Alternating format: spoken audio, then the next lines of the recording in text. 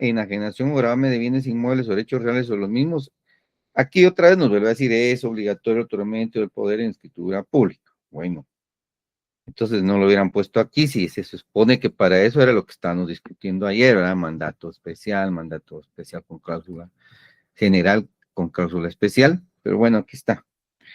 Segunda parte, cuando la representación se confiere por cartas poderes para la asistencia a juntas y demás actos en que la ley lo permite. Reuniones de algunas asociaciones que acepten que alguien se presente con su carta poder, ¿verdad? Bueno, eso habría que decir ahí entonces que cuando no se realiza en escritura pública, se va a realizar en documento privado y se le va a denominar carta poder, ¿verdad? Eso es lo que vamos ahí tener.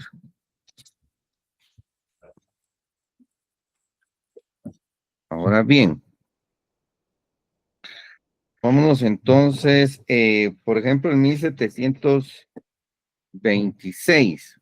En 1726 nos habla del plazo legal. ¿Qué sucedería si no hubiera plazo legal? Pues si no se estableció el plazo.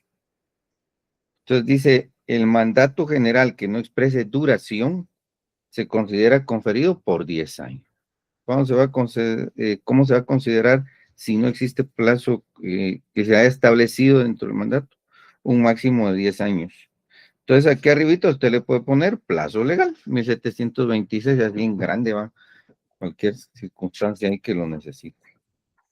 Ajá. Entonces, ahí estamos con el mandato. Miremos ahora sobre la sociedad.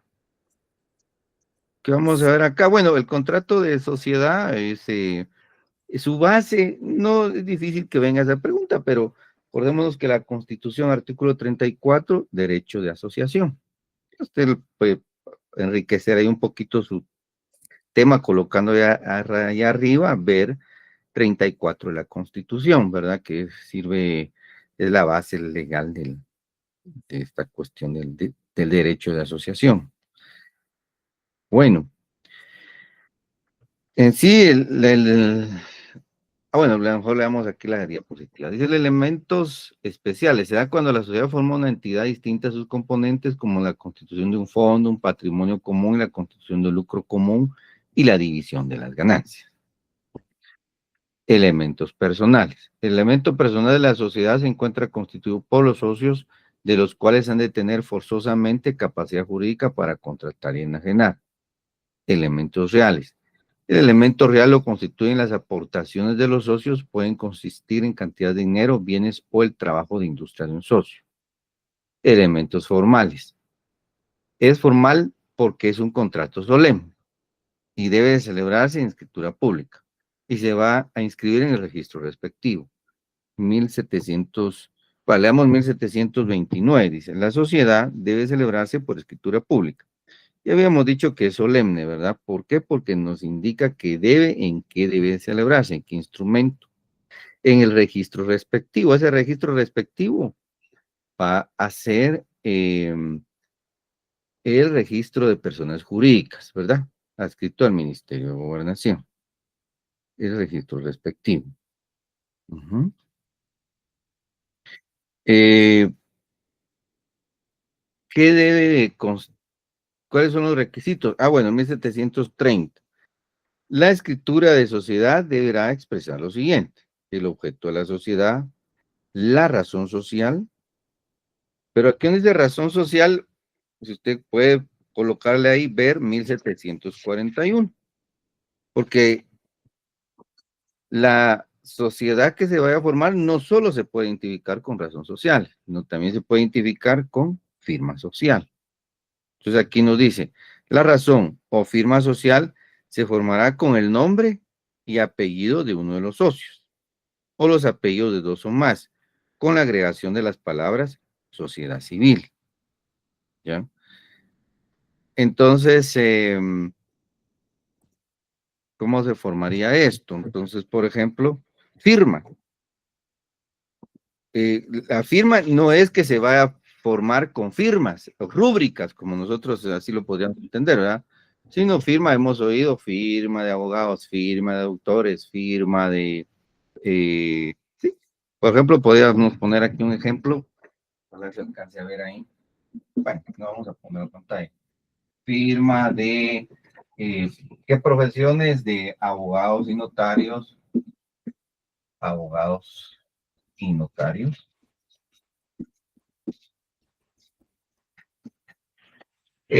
Con alguno de los nombres y apellidos o los apellidos de dos o más. Firma de abogados y notarios, apellido que se me venga ahí en mente, Luarca. Firma de abogados y notarios, Luarca. Luarca. Entonces ahí vamos a presentar mejor la pantalla acá. Entonces ahí lo tendríamos. Firma de abogados y notarios, Luarca, ¿verdad? Así sería una forma. Por eso dice que se forma con la firma, no con la firma que uno rubrica, sino como se le tiene que anteponer ese nombre, firma de auditores, es la que más hemos oído, ¿verdad? Que aparecen ofreciendo sus servicios profesionales. Aquí se ofrecen servicios profesionales. En la sociedad civil, esa es la idea, está constituida con profesionales. Si no, tendría que ser sociedad mercantil pero ese es otro punto. Allá lo que le interesa a la sociedad mercantil son los comerciantes. A la sociedad civil, sí, acá le están interesando los profesionales que van a prestar un servicio. Firma de abogados y notarios, LOARC. O bien, con solo razón, que se forma con el nombre y apellido de uno de los demás. Ajá. Eh, todos los nombres y apellidos, entonces vamos a borrar acá. Firma de abogados notarios Luarca, sociedad civil. Con el agregado sociedad civil. ¿No? Sería una pequeña diferencia. Pero esa es la firma. Ahora la razón, pues ya es como se quiera formar ahí, solo que con... O sea que aquí no va a identificar prácticamente la actividad, sino solo dice la razón o firma con el nombre y apellido. Nombre y apellido. Entonces Luarca, nombre Luarca, Ramírez, sociedad civil. ¿No? Ahí está la diferencia entre una y otra. Las sociedades mercantiles no tienen firma social. ¿Mm? Razón sí, pero ese es otro asunto de allá, ¿verdad? Entonces aquí, ¿cómo se forma? Identifica la sociedad, pues se identifica por medio de razón social o firma, ¿verdad? Pero ya después pues nos va a establecer ahí sobre, digamos, pues hay otros requisitos como son el domicilio, la duración, el capital y la parte que aporta cada socio. Ujú. Parte de utilidades o pérdidas que se asigne a cada socio, fecha y forma de su distribución, casos en que procederá la disolución de la sociedad antes de su vencimiento, las bases que en todo caso de disolución deberán observarse para la liquidación y división del haber social, cantidad que puede tomar periódicamente cada socio para sus gastos personales, cómo resolver las diferencias que surjan entre los socios y la forma de administración de la sociedad y los demás pactos que acuerden los socios. Muy bien, eso es lo que podríamos decir acá de la sociedad. Em, esta sociedad, difícilmente pues esta pregunta venga, pero es importante, ¿verdad? Puede ser. Va a pagar un 3% del capital autorizado de timbre fiscal. Le puede agregar usted en algún pedacito ahí, paga 3% del capital autorizado de timbre fiscal. ¿Sí? ¿Eh? ¿Mm?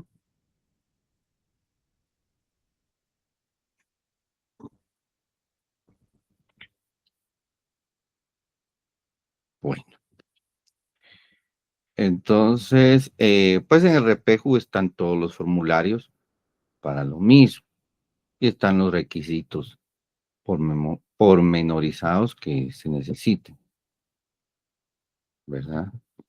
Tenemos, esas ya son características casi generales para todos: absoluto, principal, consensual, oneroso, de tracto sucesivo y solemne. Eso sí no se nos debe de olvidar que es solemne, ¿sí? 1732, ahí nos va a aparecer otra vez esa expresión pacto leonino, ¿verdad? Entonces ahí hay que colocarle pacto leonino en 1732. Son nulas y se tienen por no puestas las cláusulas del contrato de sociedad en que se estipule que alguno de los socios no participará en las ganancias o que la parte del capital o bienes que aporte estarán libres de responsabilidad o riesgo. Pacto leonino, ahí está. Es nulo lo que se pacte, que alguien no vaya a percibir. Otra cuestión es que, en diferencia con la sociedad mercantil, es que en 1736 de una vez nos establece: los cónyuges no pueden celebrar entre sí contrato de sociedad. Entonces, ¿pueden los cónyuges celebrar contrato de sociedad? Esa es una pregunta, ¿verdad? ¿Qué sucede? Lo que pasa es que el derecho civil va a proteger la familia, pues. Su raíz es protección de la familia, la persona. Entonces, pareciera que aquí está diciendo: media vez hay dinero, va a haber problemas. Parece que hay más problemas cuando hay mucho dinero que cuando hay poco, ¿verdad? Así pareciera la lógica aquí de este asunto. Entonces, es para dinero, entonces váyanse a las sociedades mercantiles, allá denle con ganas.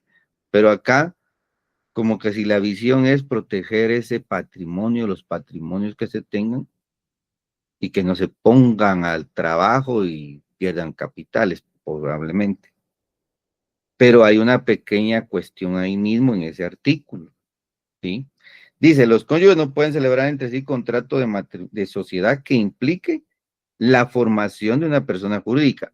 Pero nos aparece una coma. Salvo que figuren como consocios terceras personas. O sea que si ya hay alguien más, ahí sí. Entonces, ¿pueden los cónyuges celebrar un contrato de sociedad? No pueden celebrar contrato de sociedad, al menos que participe un consocio más, una persona, hay otra tercera persona, ¿verdad? Entonces, ahí sí puede celebrarse el contrato de sociedad. Entonces, porque a veces solo nos quedamos con la idea de que no, ¿verdad? Sino que ahí está la otra partecita del artículo, ¿verdad?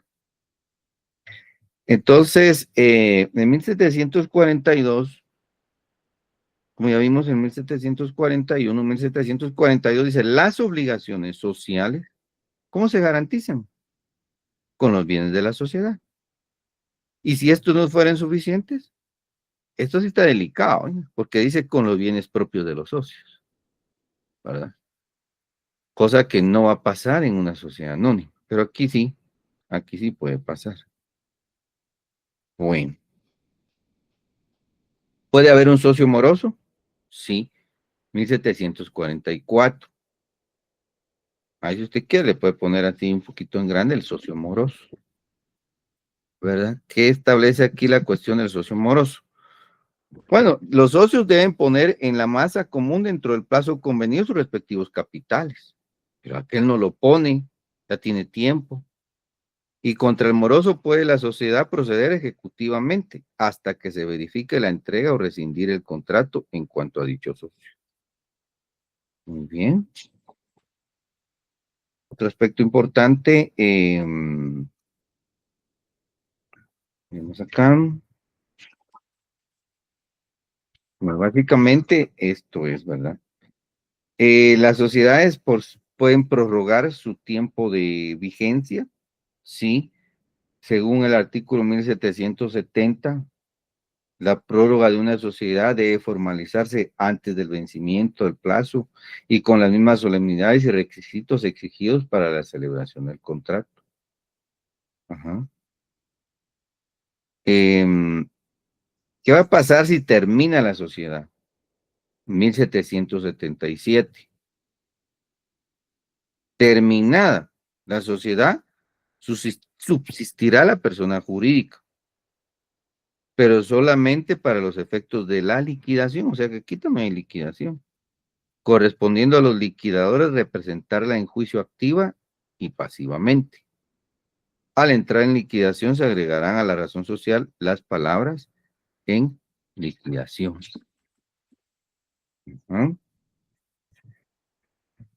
1728 se va a hacer la liquidación, pero ¿cuál va a ser el orden? Hecha la liquidación de la sociedad, se observará en los pasos el orden siguiente. Gastos de liquidación. Primero juntemos cuánto tenemos de activos pasivos, miremos qué pasivos tenemos, qué deudas por pagar tenemos, cuáles son las cuentas por pagar, a quienes debemos, a quienes se debe, gastos de liquidación, deudas de la sociedad, aportes de los socios. Y por último, entonces lo que nos queda, lo que le quede a esta sociedad, van a ser sus utilidades, ¿verdad? Vamos a ver qué otras definiciones tenemos aquí.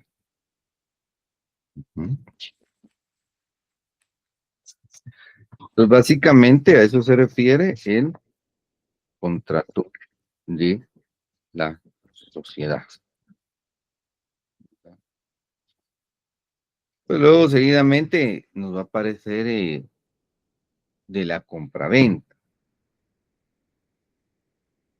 Dice que el contrato de compraventa es el contrato por virtud del cual una parte llamada vendedor transmite la propiedad de una cosa o de un derecho a otra, llamada comprador, mediante el pago de un precio cierto y en dinero, ¿verdad? Es un contrato traslativo de dominio, por virtud del cual una persona transfiere la propiedad de una cosa a otra persona y que se obligan a pagar un precio en dinero, 1790.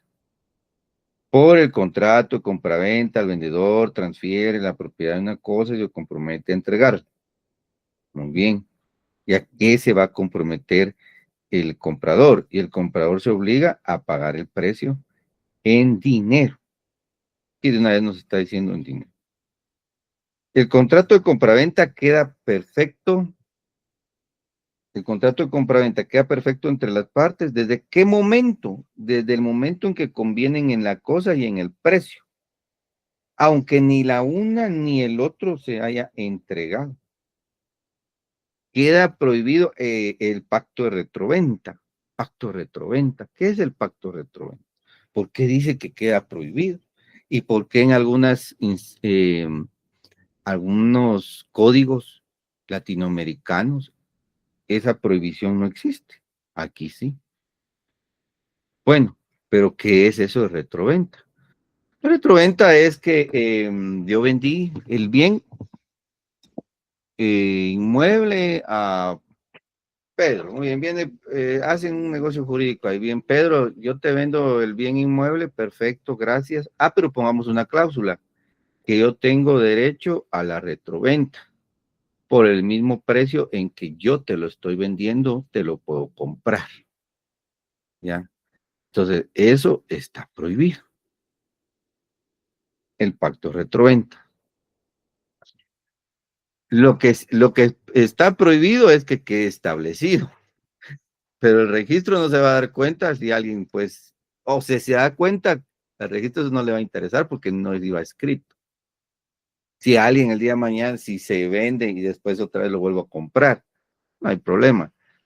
Pero está prohibido que ese pacto, que eso que es establecido dentro de lo que es la escritura, ¿verdad? Lo que es el contrato.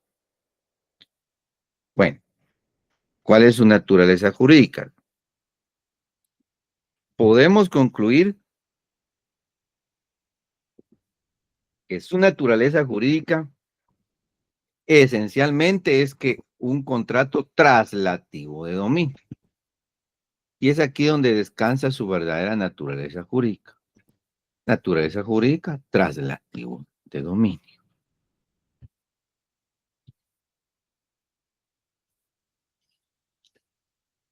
Los elementos personales. Elementos personal, alguien que vende. Bueno, el vendedor, la persona que traslada la propiedad de un bien a otra para celebrar el contrato de compra-venta, el vendedor transfiere el dominio y entrega la cosa y que recibe el precio de dinero. Ese es un elemento. El vendedor y el siguiente elemento, el comprador. ¿Qué hace el comprador? Recibe el dominio de la cosa y entrega el precio en dinero. Esos es prácticamente sus elementos. Los elementos reales, a la entrega de la cosa y al recibimiento del precio de la cosa, es cuando se consuma el contrato de compraventa. Se pueden vender todas las cosas que estén en el comercio de los hombres. Las cosas deben de tener existencia real y posible, exceptuándose las futuras, 1794. Pero ya nos fuimos hasta allá. Ah, bueno, es que estamos explicando aquí los elementos reales. Va, miremos pues. 1794. Ninguno puede vender sino lo que es de su propiedad. La venta de cosa ajena es nula, lógicamente. Lo que hablábamos de los vicios del consentimiento, la nulidad, pues, ¿verdad? Y el vendedor debe restituir el precio si lo hubiere recibido, claro, pero ese es otro punto. Ninguno puede vender sino lo que es de su propiedad. Un elemento real. Se venden cosas reales. Ajá, el que comprare lo suyo sin, luego dice, debe de responder por daños y perjuicios si hubiere procedido de mala fe. El que comprare lo suyo por haberlo creído de otro tiene derecho a conservar la cosa y a que se le restituya el precio. Claro, ¿verdad? Que esto dice así. El que comprare lo suyo por haberlo creído de otro. No, no. Le parece trabalengua, es un silogismo muy exagerado. Que compré, yo tenía un celular, lo compré pensando que era otro el dueño, yo lo compré.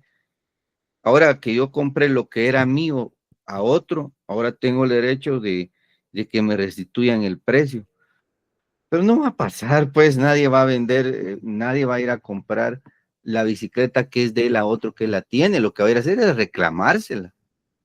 Pero aquí está. Pero parece, por eso se confunde uno cuando está leyendo, porque no, son cosas que no suceden o quiso el legislador pues cerrar todas las vías posibles de la afectación a las personas.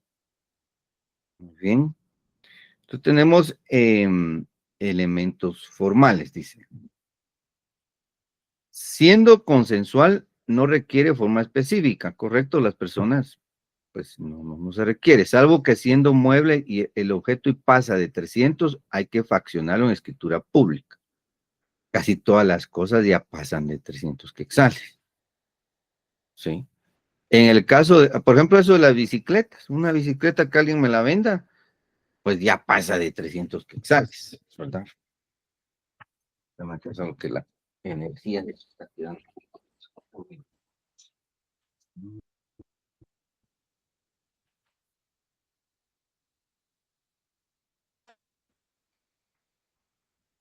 Ahí estamos.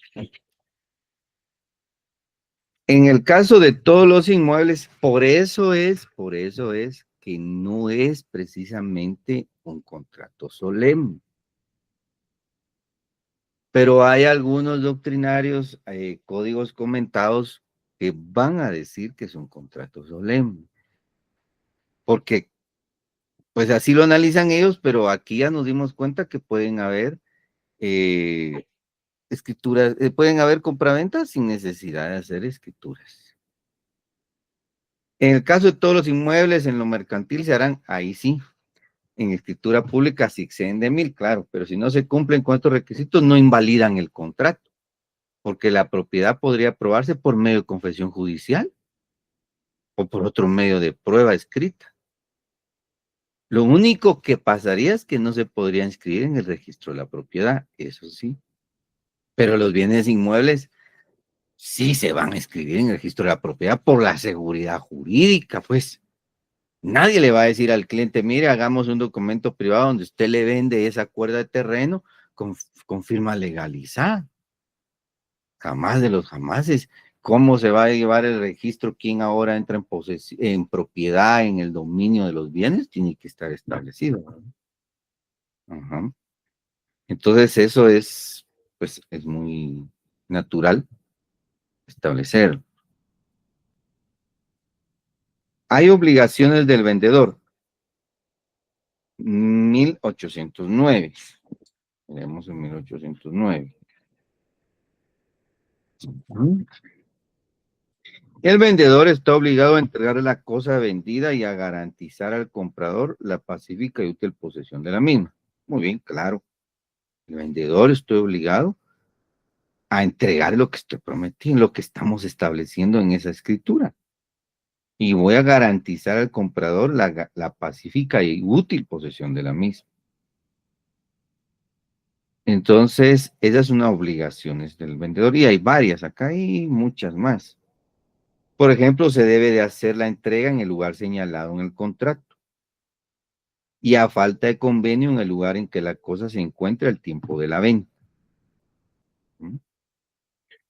La entrega de la cosa vendida puede ser real, simbólica o legal. La primera consiste en la entrega material de la cosa vendida o del título si se trata de un derecho. La entrega simbólica se realiza empleando alguna figura, forma con la cual el comprador se da por recibido la cosa vendida. La entrega legal tiene lugar cuando la ley considera recibida la cosa por el comprador aún sin estar materialmente entregada. Bueno, miremos algunas de las obligaciones del comprador. 1825. La obligación principal del comprador es pagar el precio en el día, lugar y forma estipulados en el contrato. A falta de convenio, el precio debe ser pagado en el lugar y momento en que se hace la entrega de la cosa. 1826. El comprador que no ha pagado el precio y ha recibido la cosa, está obligado al pago de intereses en los casos siguientes. Aquí hubo un comprador que no pagó el precio y ya recibió la cosa. Cosa curiosa, ¿verdad? ¿Quién va a dar algo si no le pagan primero? Pues, no sé. Aparte son los contratos de consignación, de depósito, pero aquí dice que puede suceder esto. Qué bueno. Salvo, ¿qué va a pasar? Va a pagar intereses, si así se estipuló en el contrato, si la cosa produce frutos o rentas, y si fuera requerido judicial o notarialmente para el pago, ¿verdad?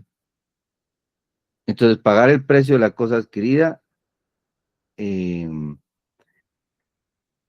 también tenemos el 1826, ya lo leímos, 1828, es decir, si el comprador fuere perturbado en la posesión, este es un derecho del comprador, dice. Si él fue perturbado en la posesión o hubiere motivo justificado para temer que lo será, podrá el juez autorizarlo para retener la parte del precio que baste a cubrir la responsabilidad del vendedor, salvo que éste haga cesar la perturbación o garantice saneamiento. Él compró, pero ahora resulta que llegan vecinos a decirle, ¿usted por qué compró aquí? Pues es mi terreno, se lo compré a don Pedro. Ah, sí, pero ese no es suyo, ese es de la comunidad usted. Híjole, ya empezó el problema, ¿verdad? Si el comprador fuera perturbado en la posesión, hubiera motivo justificado para temer que lo será, podrá el juez autorizarlo para retener aparte el precio que baste a cubrir la responsabilidad del vendedor. Pero aquí, o sea, como quien dice, voy a tener que, no, o sea, como que si la compraventa en efectivo no se ha hecho, quedó pausado el dinero, pero que ya se fue a vivir allá. Entonces él tiene derecho a decir, mire, yo de aquí me retiro, pero usted me tiene que dar los anticipos que yo le di, por ejemplo.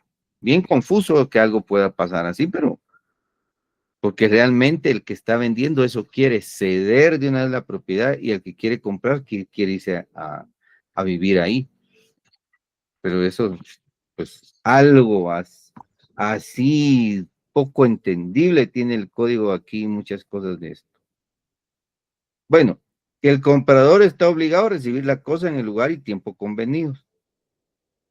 Pues sí, o en su defecto en los legales, y si rehusare sin justa causa recibirla, o si por su culpa se demorare la entrega, correrán a su cargo los riesgos de la cosa y los gastos de su conservación, y el vendedor tendrá además el derecho a cobrarle los daños y perjuicios que le causare.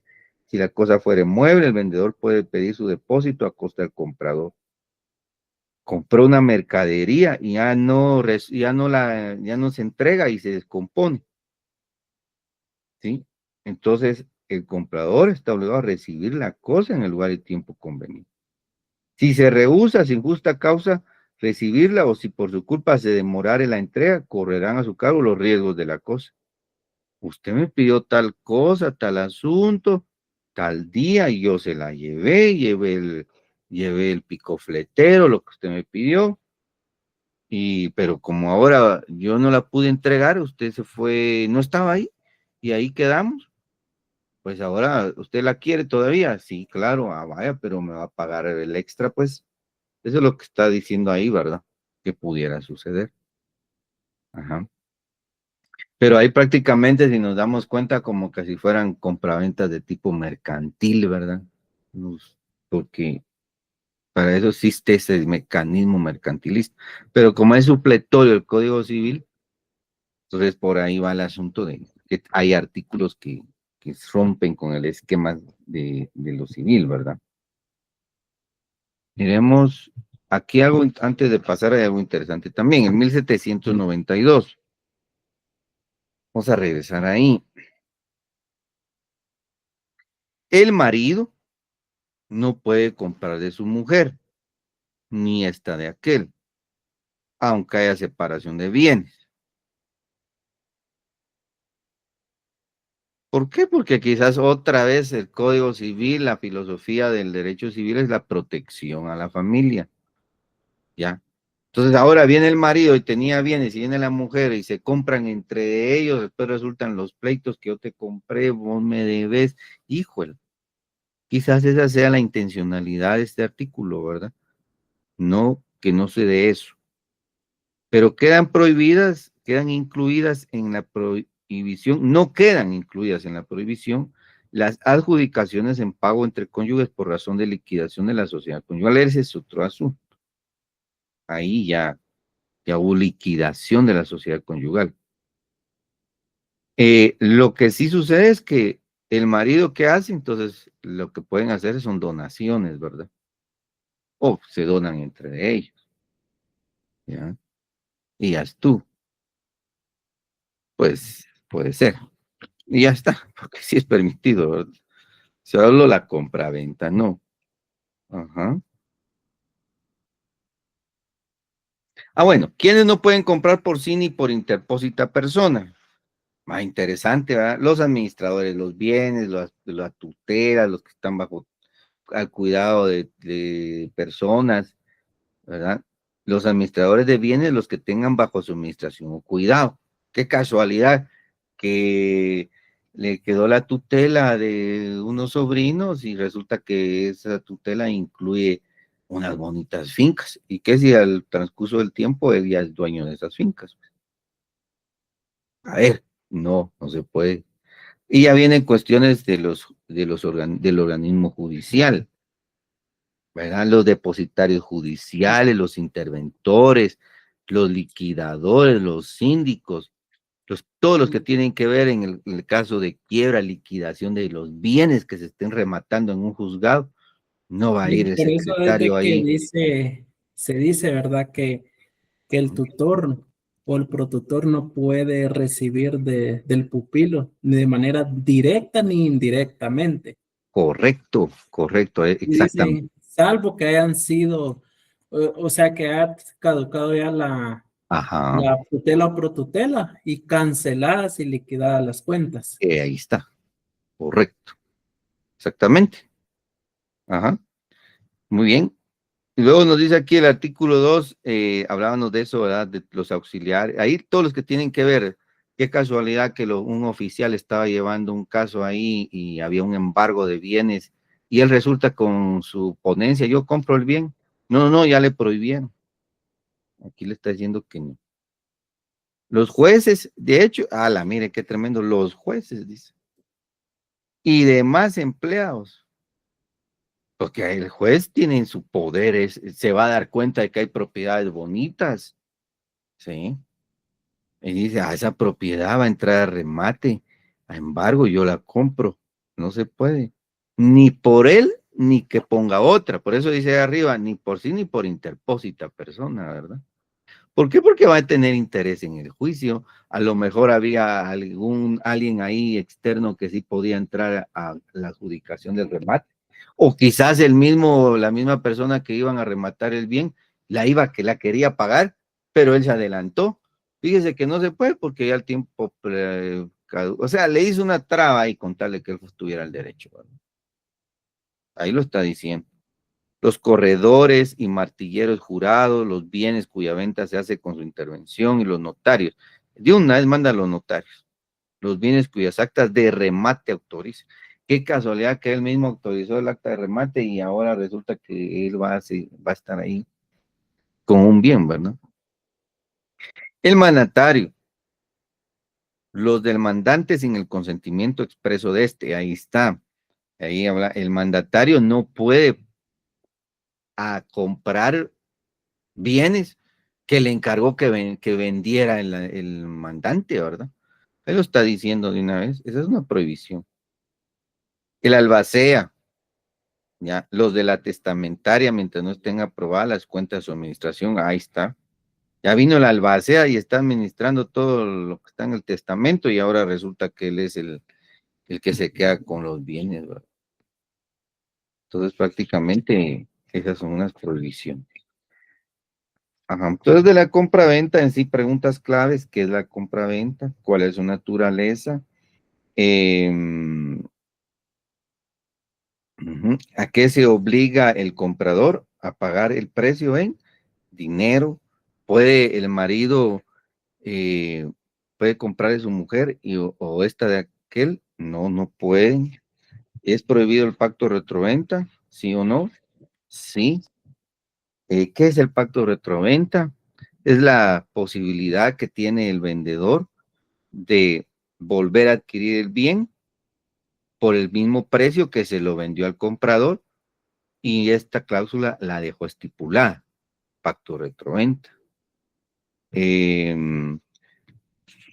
¿Verdad? Podría ser también otra pregunta: obligaciones del vendedor, mencionar unas obligaciones del vendedor. ¿El vendedor a qué está obligado? A entregar la cosa vendida y garantizar al comprador la pacífica interposición de la misma, en 1809.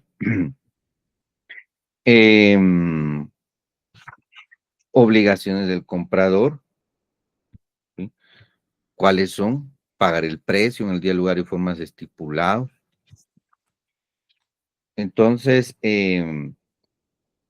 ¿y a qué más está obligado el comprador? A recibir la cosa en el lugar y tiempo convenido, 1830, ¿verdad? Entonces, eso es interesante. Pacto de rescisión. ¿Qué es rescindir? Es bien difícil no comprenderlo, sino verlo, esto fuera de este contexto aquí de la letra, porque dice que pueden las partes, 1844, pueden las partes estipular en el contrato que la venta se rescindirá si no se paga el precio en cierto día determinado. Pues bueno, así quedó. Mira, yo te entrego este bien, llévatelo, yo te entrego esta bicicleta, pero si no me pagas el precio que el último día de este mes, pues entonces se rescinde. Sin embargo, el comprador de bienes inmuebles podrá pagar el precio después del día señalado, mientras no hubiera incurrido en mora. Aquí lo que le está dando es un día, pues, el último día de este mes. Pero fíjate que, mira, no pude. Pero qué casualidad que sí tengo, digamos, el 1 de diciembre, sí tengo el dinero. Por eso dice un día después el precio después del día señalado, mientras no hubiera incurrido en mora en virtud del requerimiento. Ujú. Interesante, 1847. Dice, puede también estipular, o sea que aquí la forma que las partes quieran darle y a lo que se quieran arriesgar, porque dice, pueden también estipularse en el contrato que la venta se rescindirá a solicitud del vendedor si dentro de un término fijado hubiere quien dé más por la cosa, ¿verdad? O sea, está muy amplio el código en eso, pero no va a suceder, porque mira, hagamos una cosa, yo te vendo esta mi finca, ok, vale $500,000, está, pero dejemos una cláusula ahí que si dentro de 3 meses, ajá, aparece un comprador que me va a pagar más, me va a pagar 600,000, se rescinde el contrato, yo te devuelvo los 500,000. ¿A quién le va a gustar esa jugada? Pues, ¿verdad? Pero aquí está, ahí está, lo dejaron así los legisladores, pues, está bien, ¿verdad? Solo para tal vez una generalidad, que en aquella época ese es otro asunto, que en aquel entonces esas posibilidades tal vez se daban mucho, ¿verdad? Ya te doy este caballo, pero mira, activátelo pues, acuérdate que te lo voy a dar en 5,000. Va, está bueno. Pero si aparece un comprador de aquí a un mes que me paga más, entonces, pues se lo lleva al otro, ¿verdad? Esa es la suposición que podría suceder ahí, ¿verdad? Muy bien. Por eso dice el 1849, todavía dándole más explicación a eso, dice, no procede la rescisión si se prueba colusión entre el vendedor y el que ofrece mayor precio, ¿verdad? Saber por qué le voy a vender primero yo a uno, dándoselo en 500,000, sabiendo que también hay otro que después va a venir y me va a dar 600,000, pero bueno. Ahí, pues definitivamente sobre esos puntitos no lo van a examinar, van a ser generalidades, pero todo lo que está en el código, ¿verdad? Bueno, ¿qué es entonces la permuta? La permuta es un intercambio de un bien por otro, ¿sí? Si usted quiere, le puede agregar esa expresión ahí para que un poquito un concepto ahí. Permuta, intercambio de bien por otro, ¿sí? Y luego ya sí nos dice que es. Eh, la permuta 1852 es un contrato por el cual cada uno de los contratantes transmite la propiedad de una cosa a cambio de la propiedad de otra. Cada permutante es vendedor de la cosa que da y comprador de la que recibe en cambio, y cada una de las cosas es precio de la otra. Este contrato se rige por los mismos principios del contrato de compraventa en lo que fueren aplicables. Entonces aquí al 1852 ahí hay que hacer una pequeña anotación. Hay que colocarle permuta simple. Permuta simple.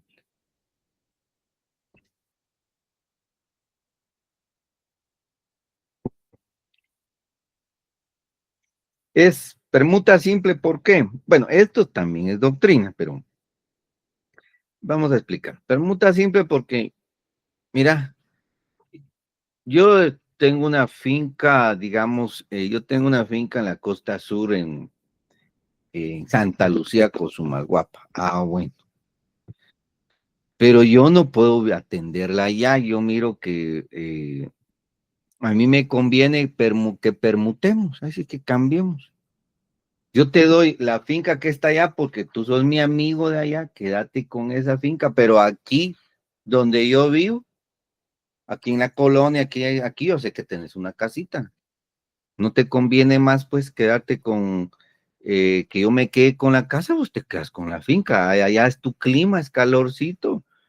Ah, permutemos, ¿sí? Se hizo una permuta.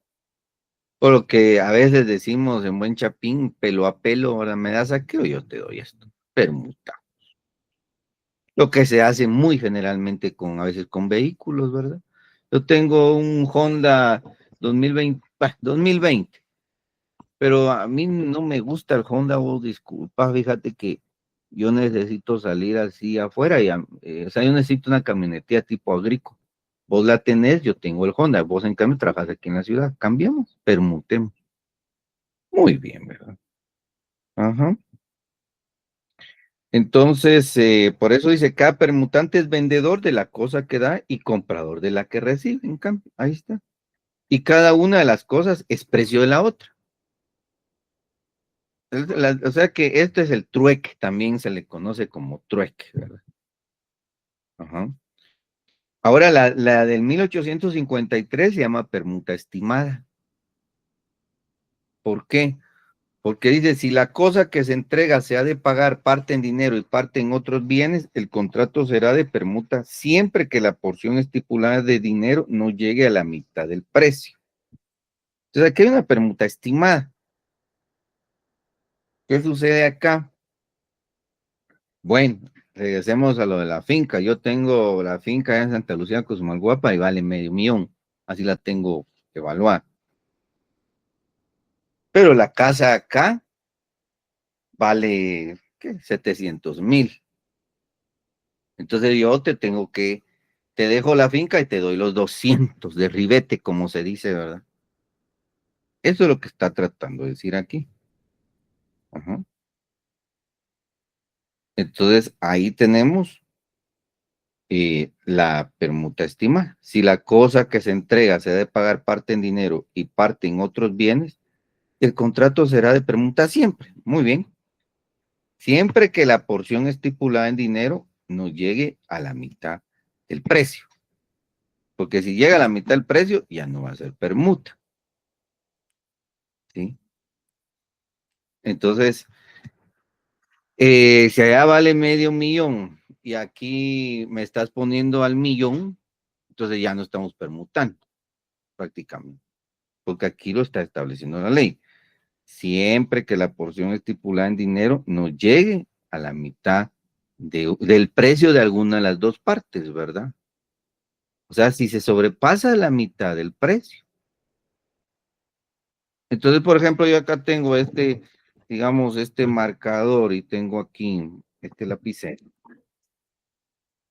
Este marcador vale 100 y este lapicero, la otra persona, vale 25. Entonces, la mitad de 100 son 50. Pero él no solo me va a dar los 25, sino va a pasar la mitad del precio para poderme complementar. O sea que me tiene que pagar 75, pues. Ya. Aparte los 25 de 75 pasó la mitad. Ya no hay permuta, se destruyó ahí la permuta. Pero en todos los demás casos sí va a existir permuta. Miremos aquí la naturaleza jurídica, dice. ¿Cuál es su naturaleza jurídica? Contrato traslativo de dominio. Y su régimen jurídico sigue todas las reglas de la compraventa, excepción hecha de las relativas al precio, es decir, en cuanto a la transmisión del dominio, ya solo ahí a las obligaciones del vendedor se aplica el sistema de compraventa.